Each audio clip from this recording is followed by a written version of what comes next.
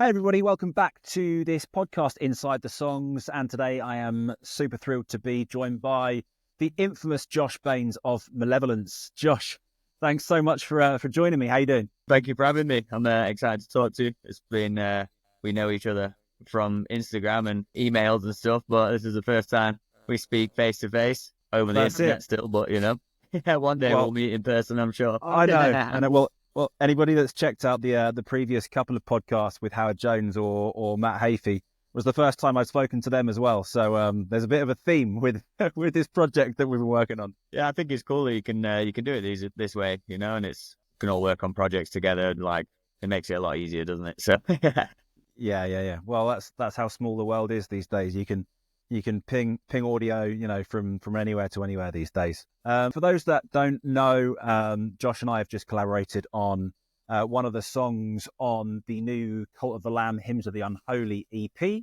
which is making metal versions of songs from the OST from Cult of the Lamb. And Josh is playing on the fifth track on the EP, Conquest.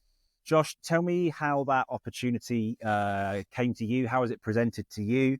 And what did you think of it when you first got involved? So it was the first time that I'd ever really done anything like the soundtrack to a game, or I've been asked to sort of get involved with something like this. But interestingly enough, a guy that we used to play shows with a long time ago, he was in a band from England called Demoralizer, and he now is a games journalist and writes for different publications and stuff like that. And he's really involved in it all. And he came to me with the idea, he's like, oh, all these different people like Matt and Polyphia and all that, there's a pretty stacked lineup for the project. And yeah, he just came to me to see if I'd be up for it, really. And obviously I wanted to do it because it's something new, and I was just like trying different things out and, like trying to push myself as a musician and as a guitarist. And I thought it'd probably be something that I'd not really tried to play over before, or like try and create some melodies and, like little hooks or whatever for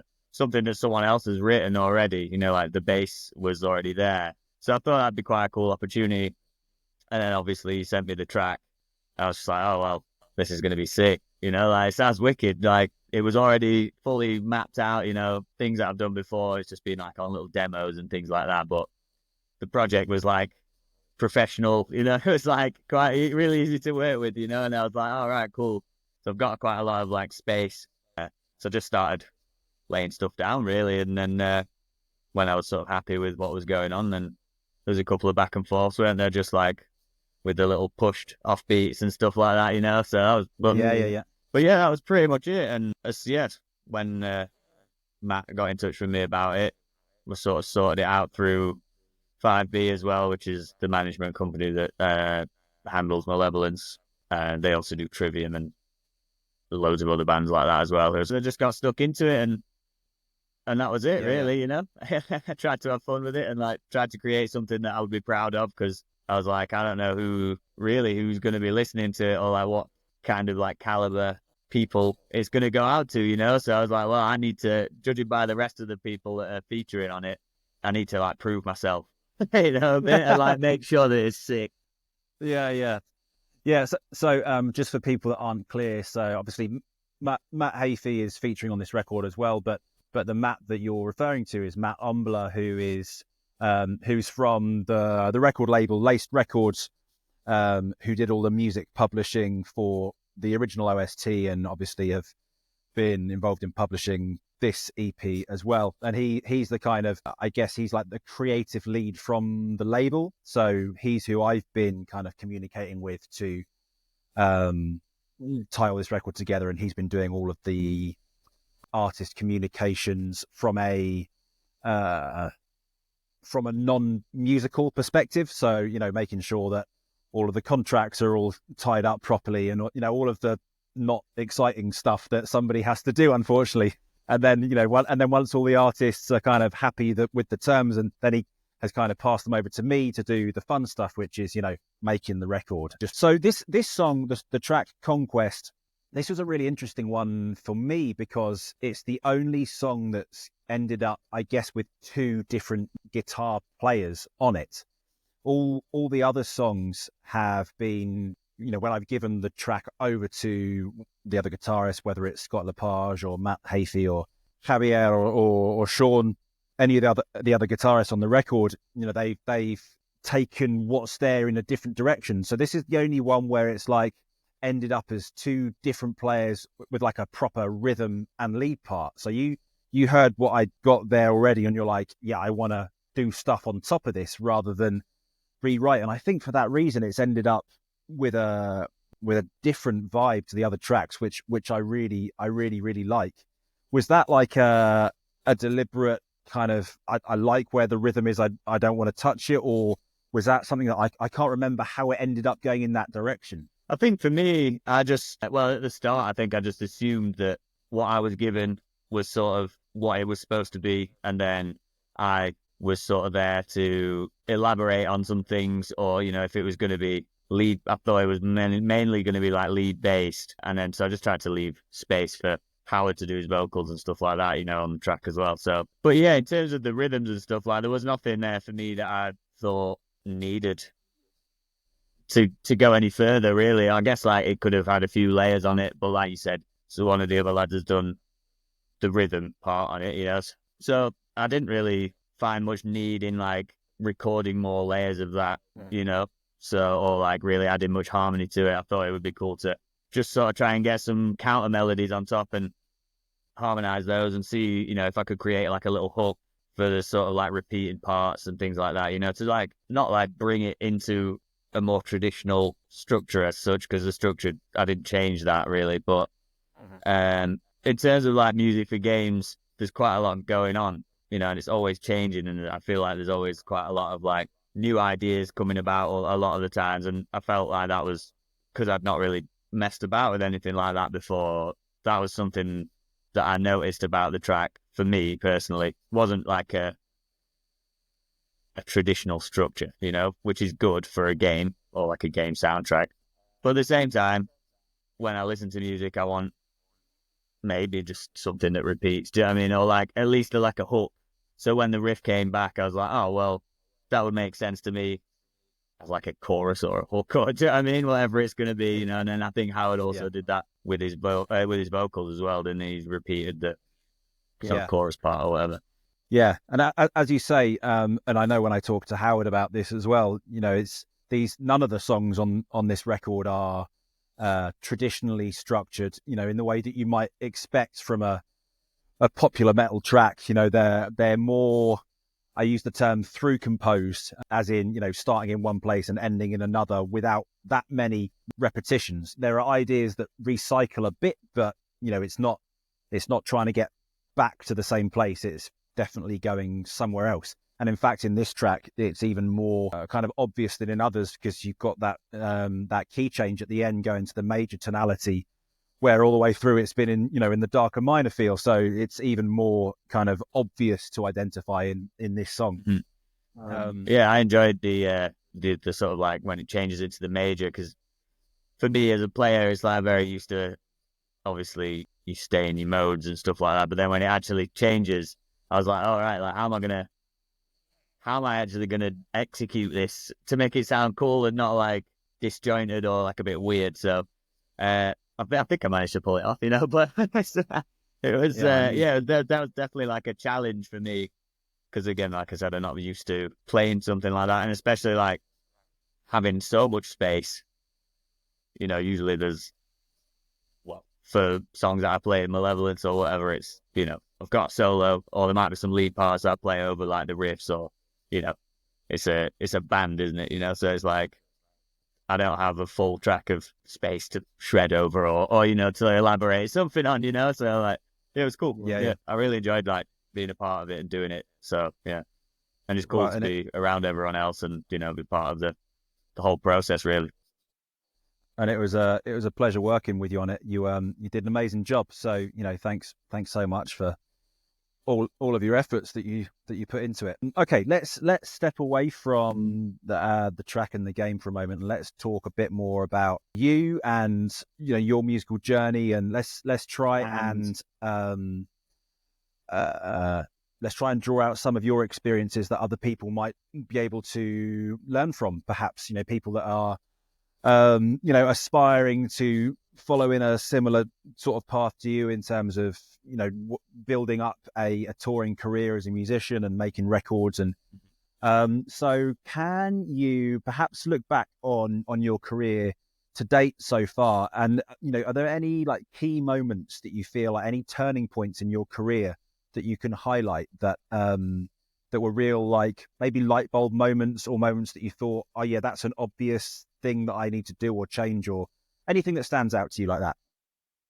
I guess if we're going pretty far back, then it would have been, well, our first record, which was Rain of Suffering, came out in 2013, so it's a while ago now. But I was like 17, 18 then when it came out. So like I wrote off of those songs when I was like 17, 16, 17, and we were playing them sort of like locally, like we're from Sheffield, the north of England, whatever. So we're playing like Leeds, Manchester, and then like all the little towns and stuff like that. And then I know that area of the north well, because I went to Leeds University, so I did all of the circuit round there in Bradford and Barnsley and all those kind of places. So yeah. So we'd be there like most weekends, just like any gigs we could get like at all. And then at the time there was like quite a good scene of like hardcore bands and like other metal bands and stuff like that. So there was a lot of gigs for us to play, and like it sort of just worked its way up. And then once we got the opportunity to put a record out, that was a bit of a turning point where we were just like, all right, it's like someone actually believes that it's cool. And we're like, all right, so, maybe this is like a good time to like decide what we're going to do. Because at the time, like I said, I was like 18, so I was still in sixth form doing my A-levels. And then obviously like my mum was sort of like, oh, you're going to go to university and stuff like that then? And I was like, well, I'm kind of only going to go and do music. And I just want to be in a band anyway and like play guitar, and I'm pretty much, sort of it's going that way. So I'm not really sure if I'm going to go. And then, so I didn't go. But the rest of the lads are a little bit older than me. So they were sort of like halfway through. I think some of them finished it, some of them didn't. You know what I mean? And then we just started like touring a bit more. And then naively, we just like didn't really make any new music for a few years, because we were just like having a good time on the road, you know what I mean, and just partying and playing shows and, like getting experience, meeting bands that we'd listened to for years and stuff like that. So it was a cool like time of our lives, we were obviously like kids still, so it's like not much money going about like at all. Like we weren't living off it or anything by any means, everyone's still like scraping by having little jobs at the time.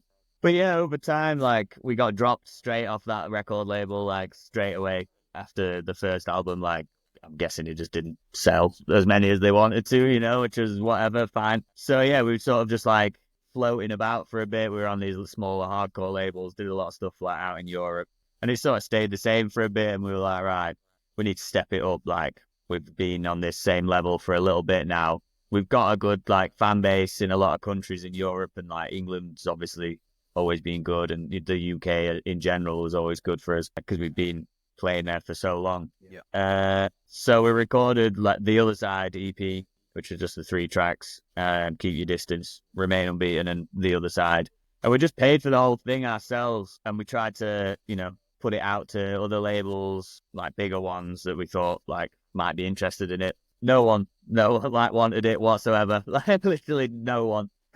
Not even a little snip of like, oh yeah, we'll give you this like terrible contract and sign your lives away. Not even that. So so we're just like, right, well, we'll just do it ourselves. Like surely, because we played a lot of hardcore shows back in the day, and we're sort of from that like scene, I guess. It's like there were loads of little record labels, little hardcore labels and stuff. Whereas we were sort of like a bit metal to be the hardcore bands, and then like too hardcore to be like with the metal bands, So it's like we were sort of in our own path a little bit. And so yeah, that's when we just decided to start a label, because we sort of had the MLB LTD thing like before we had it. I would just start printing it on shirts a while ago anyway, so it sort of made sense just to link it with that. And that was another turning point, because COVID hit and we were supposed to release all this music in COVID and like do all the videos and like put these shows on, and we had tours booked and stuff. same as every other band, you know, like artist, whatever. But it actually went really well for us in terms of releasing music. So we're like, we'll still do it. Do you know what I mean? Like, we'll just do it as we planned, release it, even though we can't play any shows to back it. We'll just put it out with some videos. Like, we'd already done a few videos, so that was lucky. And it worked really well because everyone was just sat at home. So, you know, so they just listened to it over and over and over again. And then I think Download did like a pilot festival, and they booked us for that because it was only UK bands. So we played that, and that was the first show that anyone had done in like 18 months or 2 years or something. And the reaction we got was like amazing. Like, it was better. They were like the best show we'd ever played, you know? So it was like, oh, right, we've actually come out of this bigger and like stronger than before. And like, we've done all the work ourselves, sort of thing. Mm-hmm. Which really helped us. And then as soon as that happened, bands were still pulling out of festivals and shows like that. So we were like getting asked to jump on like last minute, you know, just be like, oh, can you fill this spot? Because you're only down the road, sort of thing. And, you know, you haven't got to get a flight from America or whatever. So we started jumping on things like that. And then we did Bloodstock main stage, like, we got announced like 2 weeks before. And we were probably way too small for that slot at the time, but the reaction we got again was like incredible. It's so sick. Like, again, probably those two shows were like the best shows that we've ever played. So we're like, oh, this is actually cool. Like, we're like an actual band. I mean, like, this is good. Like, people care, you know. And then after that, that's when it all started like snowballing quite quickly. Then it started getting serious. Yeah. So I guess if I'm trying to summarize everything that you've just shared with me really concisely, what I'm getting is, you know, you in the early days when you were, you know, kind of just enjoying yourselves without a plan, you know, it was cool, but it was meandering without direction. And the moment that you started focusing on a plan, you started structuring your stuff and you know, putting structure together. Yeah. The opportunities then started finding you as well. So I guess, you know, the difference in approach between like, here's a plan, we're working towards a goal, we've got the stuff that we're doing regardless, and the approach of sitting back, waiting for stuff to happen around you, you know, has proffered two very different outcomes, which is evident. I think a lot of it was just down to naivety and like being pretty young, you know. It's like when you 17, 18, like, you don't understand how the industry works, or, you know, or like how bands are getting these bigger shows, or, you know, you just think they're good and like someone's come across them and picked them up, you know. It's like, it's not really like that. Like, someone always knows someone else, or they, you know, they're part of like a booking agency or a management thing. And, you know, it's like a bit different now because obviously the internet's so powerful. Back then it was still a powerful thing, but it not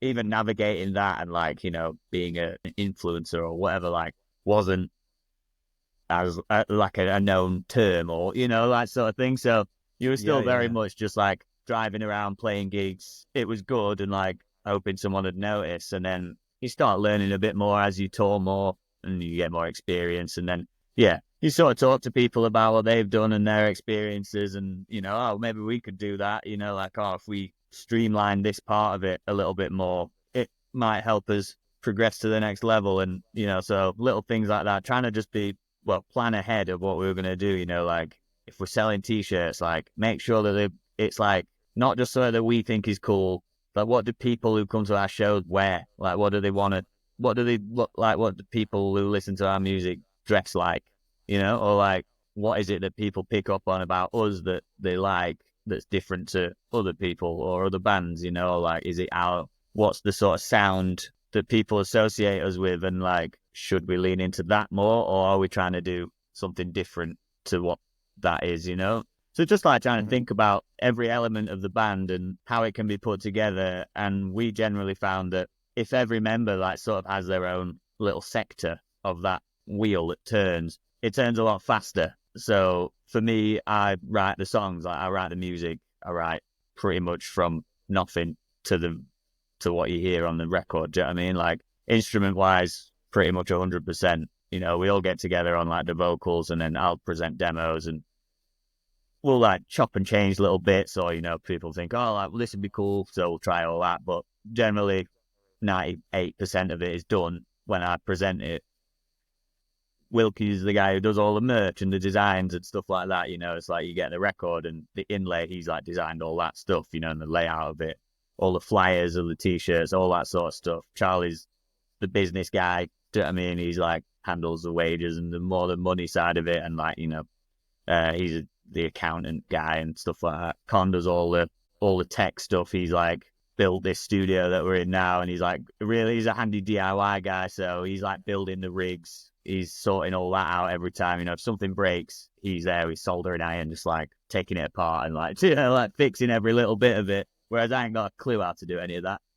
So it's like, Yeah, right. Everyone's got the role, and Alex is always doing interviews and stuff like that, and sort of like he's like obviously the vocalist, so he gets a lot more like he handles the press side of it, and but he does advance the shows and sort of takes like a TM sort of role as well. So it just means that if everyone's comfortable and's got their little bit going, and everyone else is comfortable with them doing it, it just seems to work a lot better rather than me writing a riff and being like, what do you four all think of this riff? Do you know what I mean? Yeah. It's like, well, I think maybe you could change. Just like it. Just I think that's really important. To have your, to know your role. What cog are you in the machine? Yeah. Because if you don't know what it is that you're bringing to the party, it's easy either to feel unimportant or to make other people feel less important. Yeah. If I think about other like well-known bands that structure things in well-known ways, I look at Coldplay, for example. When they divide up the royalties of all their songs, regardless of who's contributed what, they divide everything 4 ways, because they, when they get in a room to write, they don't want people fighting over, I want to contribute this because that's going to get me an extra 3% of the split. They just say, this goes 4 ways, and we write the best songs, regardless of who contributes what, and that's their way of making something work for them. And I won't ask you how you guys do your finances, but I'm sure you have a method that works for you, and that's really important. Yeah, we split all our royalties and stuff like that. Everything that we make is split equally 5 ways, because it's just like I said, if I was gonna be like weird about it and be like, well, I write all the music, so why do you guys get the same as me from the royalties? Then Wilkie could just turn around and be like, well, I've made us however much this tour or this month on the merch things, but you haven't done any of that. So like, why should I give you that bit? We work as a team, it's a band of people, it's like we're all trying to do the same thing. It's not for us as an individual. Like, you can do that on the side, like, I'll work on projects with you, or it's like your Instagram or, anything like that. It's like, obviously I'll post my own guitar videos. That doesn't necessarily get me tons of money, but it sort of like keeps my profile there as a guitarist. Whereas Wilkie's not bothered about being a bass player. Do you know what I mean? It's like, he's in the band and he loves playing in the band, and like, he's happy to play what I write. But his thing is the graphics, and it's like, we need all of that for it to work. So there's no point in trying to split off money and like, oh, well, I wrote that little hook that everyone sings in that one song, so like, that's the best bit. So why would, do you know what I mean? It's just like awkward, isn't it? Especially when you've been mates for so long. It's like, obviously, each other's personalities, like as well as your own. If not, they probably know you better than yourself sometimes, so it just complicates stuff, and it's just not a very nice atmosphere. You got to be in a bus or even in a van sometimes, like for 2 months. And it's just like, no one wants to have a bad vibe, but it's just not worth it. You got to get on, haven't you? Yeah, 100%. And I think that there are more and more. I guess it's becoming more and more well known. How many additional skills a modern musician needs to have in order to make it successfully, in order to be able to make a living out of it. Because just writing good songs and being able to perform them is meaningless, totally meaningless, unless you have a way of getting them in front of people that are going to want to listen. And, and I do a lot of like education content online for music producers, and that's, I guess, my way of building a community around doing something that I love. I love teaching, but I love writing. So, it does multiple things for me. But, I think almost anybody that is successful, not just in music, but in the world at large, is selling one of two things. They're either selling some sort of brand that people buy into, Yeah. or they're selling a community. People want to be a part of something, or they want to identify with something. Definitely. It's like people don't buy a Ferrari because they need a Ferrari. They buy a Ferrari because they want people to identify them with the luxury sports car. Yeah. So why do people go to a Malevolence show? Why do they buy a Malevolence t-shirt? Because they identify with the community that you build, and with the people that you attract, and with what you try and promote in terms of, camaraderie or, lifestyle maybe. And, to work as a musician, you've got to think beyond the music, because the music nowadays is not enough. you won't. I even think about, like, obviously everyone's always saying how much better it was back in the day, because, you just sell your records and that was it. And that is obviously pretty sick, like, you didn't necessarily have to do as much as you do now, especially, well, there weren't even tools like the internet that existed, so, like, that was just, like, never going to be a thing. But then you still think about, like, say, like, guitarists like Slash, like, he's got an outfit, he's got his persona, do you know what I mean? It's like, or Dimebag, like, loads of them, like, think of Motley Crue, you know what I mean? It's like, they all had their own, like, look and brand and, like, style. And it's like, Slash has worn the same hat for 50 years. Exactly. Like, that's his thing, though, isn't it? He's got the shades on, his big hair, and his Les Paul with a cigarette on. I mean, that's like what you think of when you think of him, or like even Guns N' Roses as like a whole. It's just like he's like the character, isn't he? And like obviously he just doesn't wear that all the time. That's like he's chosen. This is what I'm going to wear. This is my look. And so it's like it's always been that way. Even the Beatles, they all wore suits. You know what I mean? It's just like, and had that like Lego Man haircut. So it's like, I think there's always been a massive thing about branding, and like you said, it's what people relate to and like what they feel they're a part of by wearing a t-shirt, or being at the show, or just listening to the music. So it's definitely very important. And I think a lot of there's so many amazing musicians out there that have just played in pubs. Like I literally just bought a new house. Me and my partner, we went to the pub at the end of the road. They had like a few acoustic acts on and stuff. Amazing vocalists. I mean, there was a girl there. She was incredible singer.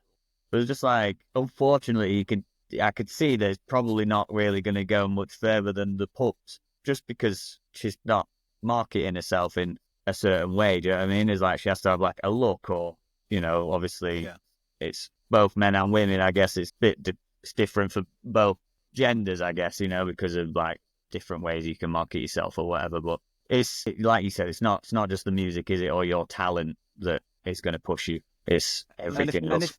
And if we take that girl in the pub as an example, whoever she is, maybe she is doing everything that she thinks she can. Maybe she's, live streaming on TikTok, and maybe she's got a Twitch channel or whatever.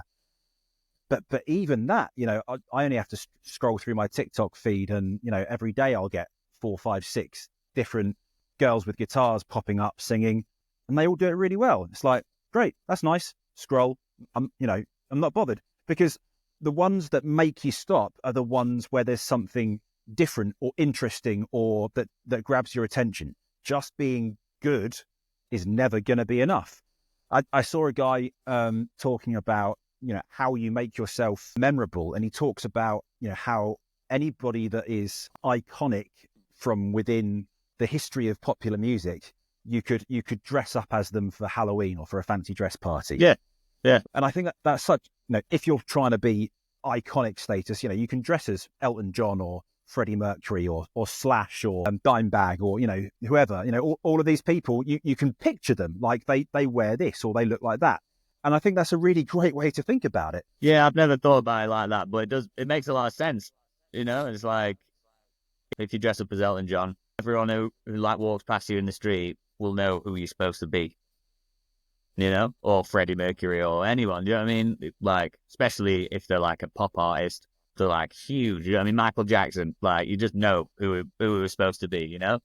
So you're right. You're right. It's a good way of thinking about it. So let's pull it back to labels for a moment, because you obviously have experience both self-publishing and publishing on labels.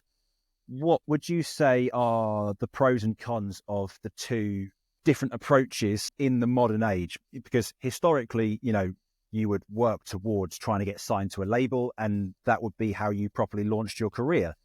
That's not how it is nowadays. You know, modern record deals are nothing like they were even 20 years ago. So, you know, where from your personal experience, where do you feel, you know, the boundaries lie, and what's good and bad about the different, you know, the different approaches?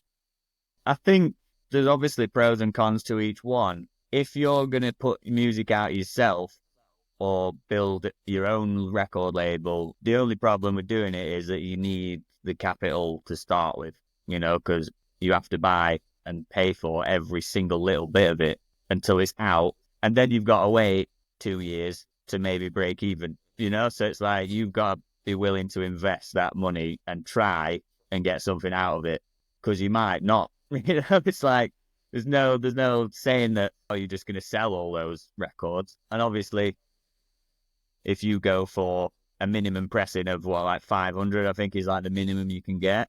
So that's more expensive than if you buy 2,000, you know? So it's like you're actually paying more for less. So your investment is more, I don't know, it's, you know what I mean? But Yeah, per copy, the bigger the order, the less it costs. You know, you end up paying 20 pence a CD rather than 50 pence a CD, or exactly, whatever yeah. it works out as. So obviously that's like one con. But if you've got the capital and you know, say your band is like bringing a decent amount of money in that you can pay for it just through the business, because that's like sort of what our situation was at the time.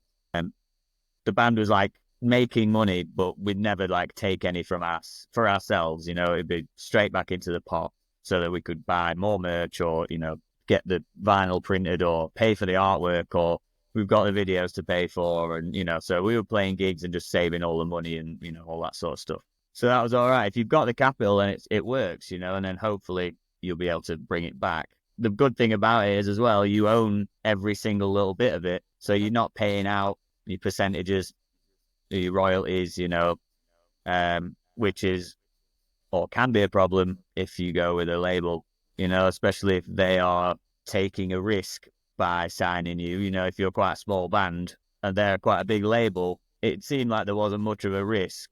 But if they're going to give you 40 grand or something, you know, 20 to 40 grand, are they realistically going to get it back is like what they are thinking. And they want to recoup it as quickly as possible. So they'll put those sort of terms in your contract, you know, so we own 80% of this, or we own 100% of this until this point. And then, you know, it sort of like drips off.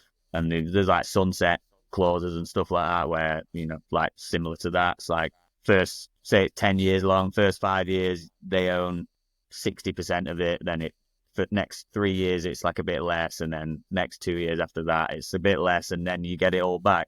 But at the same time, that's 10 years. And if they sign you again for another 3 albums or whatever, they're like backed up, you know, for years and years and years. So it's like the chance of you ever really seeing any money from it can be quite slim. Let me just jump in there for a second, because, you know, there are some kind of important numbers, I think, to highlight for people. So you talk about a label saying they might take 80%, for example. Like that's not just a number that you've picked at random. Like that's a legitimate number that labels will say, okay, yeah, we're going to give you X amount of cash to do this record, but in return, we want to own 80% of the master. And people, you know, when people hear that number, they're like, oh my God, that is so much to give away. But that's the reality of it. You know, if you want that investment, you know, someone putting up that cash, they're going to take their chunk. And the reason for that is because, you know, most record deals, like most publishing deals for literature, it's pretty much the same, actually. they don't recoup. You know, record labels and publishers, they'll probably recoup 1 in 10, and you know, so they're kind of what's the expression? I don't know. They're sowing their seeds onto the different terrains, hoping that one of them is good, and you know that one that is good is going to be enough to cover the costs of everything, because they don't just want to put all their eggs in one basket and go, you know, right, let's spend 200k here, because if that one flops, then they're fucked. You know, they're better off going, right, let's spend 30 there, 40 there, 25 there, and then one of them comes good and covers the whole lot. But you know, they're gonna try and get their cash back in one way or another. Yeah, 100%. And like you said, there's always those artists that are definitely recouping in a certain amount of time, or they still own the masters for these like old songs that are like constantly played. You know, like I don't know, you know, say you owned like Enter Sandman or something like that. Do you know what I mean? Or even if you owned 10% of the royalty for that now, you'd be making tons of money, because it's getting played at least 100 times a day, probably around the world. Do you know what I mean? Just like on Spotify or in a shop or in a nightclub or on the radio. Do you know what I mean? It's like that's literally covering everyone else's record deal, you know. But a good thing that you can do if you do manage to start your own thing, what we did with Malicious Intent, the last album that we put out, we're gonna just put it out ourselves. But we felt like we'd sort of reached the ceiling of where we could push it to in terms of like a marketing and like reach on the internet, and you know, like so good tools that record labels have is marketing teams, you know, and they push it. You know, they can get you in the magazines, they can put you at the top of the Spotify playlists, they can do all that stuff. They've got like thousands of subscribers, millions of subscribers on YouTube. So if you put your video on there, it gets a lot of views, you know, and there's links to merch, and they can, you know, it's like sort of like you just level up and you let into this room of people who, oh yeah, this is just like normal. But if you under that, it's kind of hard to get past it without someone else's helping hand. So we paid for the whole thing ourselves. We did all the music videos, recorded the whole thing, got it mixed, got it mastered, paid for the artwork, got a lot of the vinyl made, and then Nuclear Blast said they were interested in putting it out, and we were like, cool, well, we've done it, so like, what do you bring? What are you going to bring? Like, you know, what's your angle, really? Because like, I don't want to give you, say, 80% of the master, because you haven't done anything, and you haven't paid for it. So what we did is we just licensed it to them. It's technically on Nuclear Blast, but it also came out through our label, you know, so we paid for the whole thing. They then gave us an advance that wasn't as much as they would have given us, because we didn't need it, but it just gave us some money back, you know, so we recouped, and then so they'd licensed it, they made all the stuff, and then pushed it out to all these people for less money than what they would have given us if we'd have just signed to them. Does that make sense? Yeah. Makes total sense. And that, you know, that feels like a really sensible is a bit of a crappy word, but a sensible sort of halfway house between the two camps. You know, if you've got a product, in this case the record and the band, because you know they coexist. You don't have one without the other. So if you've got the product that's ready to go, you know, you can take that to the people that have the experience and the connections in the area that you need, which is, you know, putting it in the right places, like those editorials, you know, the playlists, whatever else, you know, all the marketing stuff. And as you say, then you're not going to be giving up, you know, anything like as much of it, because, as you say, they haven't coughed up in the first instance. So it's a really good example. On a similar sort of line, have you ever done or considered any kind of like crowd funding type thing for records? Or now there's a new model, I can't remember the name of it or who does it, or maybe it's in a couple of places, but where fans, supporters can basically buy a percentage of the royalties. So they invest in the record and they get, you know, point whatever percent of the royalties that they'll earn, you know, in perpetuity once that record starts earning. Have you ever done anything like that, or would you consider ever doing anything like that? No, I think before we sort of started with the licensing thing with Nuclear Blast, we did think about it, in terms of like crowdfunding, I think because we were like a little bit short on getting all the records printed. So that was like something that we were thinking about doing before Nuclear Blast came in. But we've not really ever had to do that. And then, I don't know, there's a bit of like a moral thing about it. It's like, I'm not sure if I feel comfortable with asking people for money. I don't know, like, I get that they want to support us, but I don't know, something about it sometimes seems a bit weird.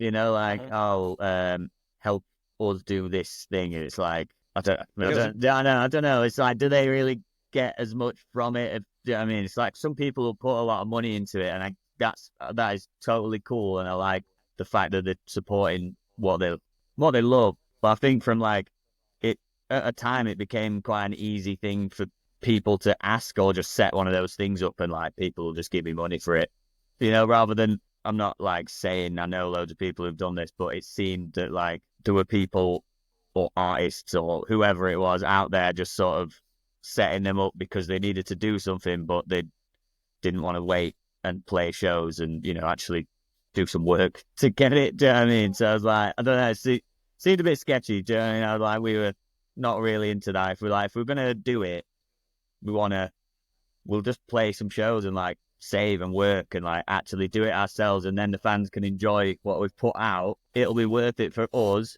and then also they can support us by picking a copy up or coming to a show or buying some merch, like buying a pre-order. Pre-orders are always good, sure, because that sometimes the stuff's not even made. Do you know what I mean? It's like we need to know how many we're going to realistically sell so that we can put the order in.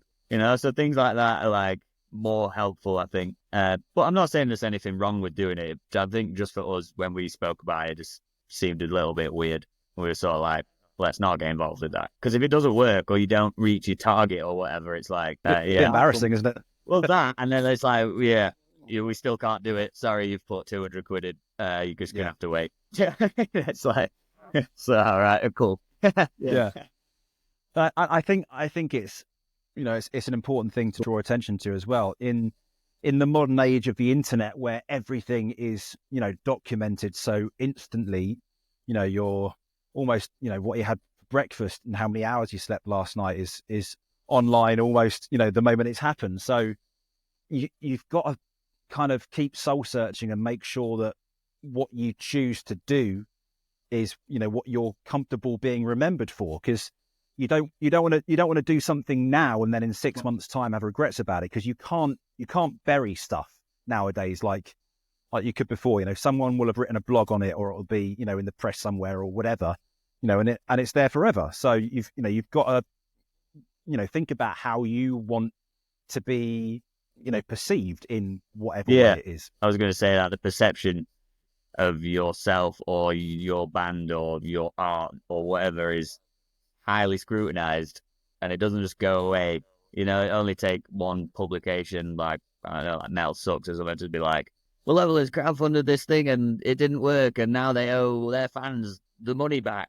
You know what I mean? It's just like, oh, right. Yeah. Well, and, I mean, the hot topic of the last couple of months has been Linkin Park and Emily Armstrong, and you look at everything that's been dragged up from her past, and she's this, and she supported this guy, and she follows this cult, and blah blah blah, and then Chester's son is piping up, and then his mum, and then it's just like, oh my god, like all these people that 25 years ago would not have had a voice or a platform, all of a sudden are being heard by millions and millions of people worldwide. So I'm sure Shinoda and the rest of the Linkin Park guys were well prepared for that. They will have done their homework on Emily, and they would have been happy with the decision, and they will have expected that level of scrutiny. But it just goes to show, like nothing will remain like hidden. If there's stuff to find, it will be found. Oh yeah, 100%. And like, just regardless of whether it was her or someone else,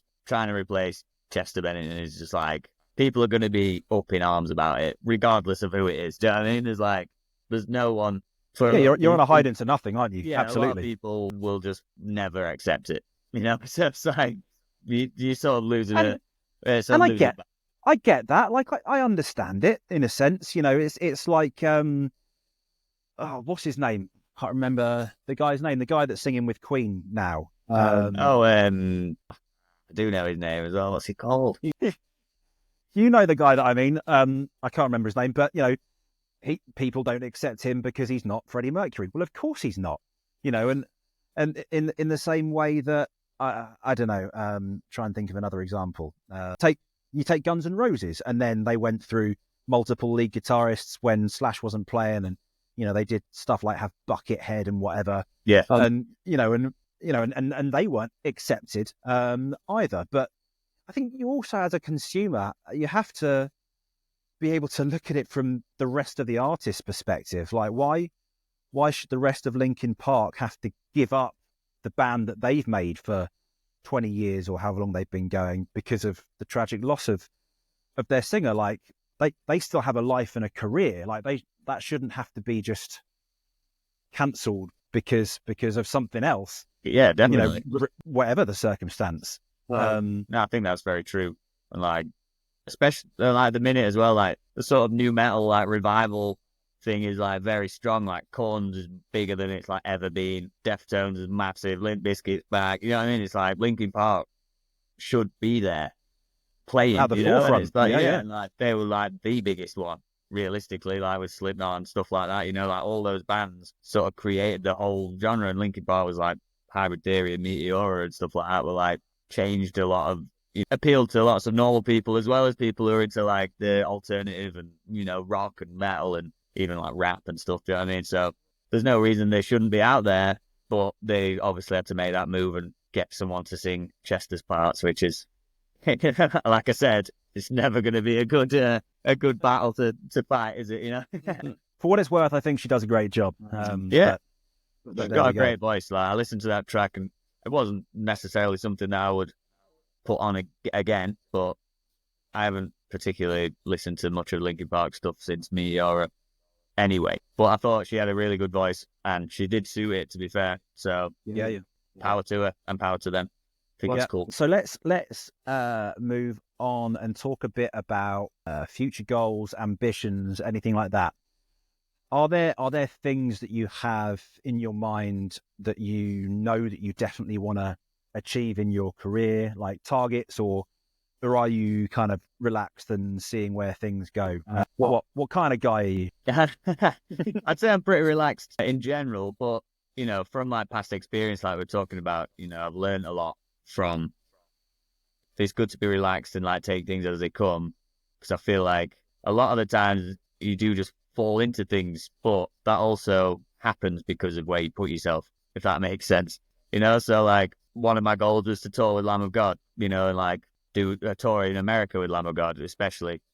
I just got back from that tour. So that was like a box ticked, and generally in terms of like playing guitar is just to like put myself out there and try and collaborate with different people, such as yourselves on like game things or just general pieces of music that are going to be maybe pushed out to different sort of audiences, and try and become a guitarist in my own right as well. Like I guess I already am, but I just want it to be, try and see how far I can push it really, do you know what I mean? So that I can get like, obviously everyone's dream guitar is to like have a signature guitar or something like that, and it's like, that'd be something for me that I strive for. People ask me about it quite a lot, which is cool, but I don't think I'm quite there yet in terms of, for a company to back it and actually like spend money on it and then be like, right, oh, you've not sold any. Yeah. So like it's things like that. Like obviously I just want to push the band, keep writing music that I think is better than before, like keep collaborating with different people. We got a new record coming out next year.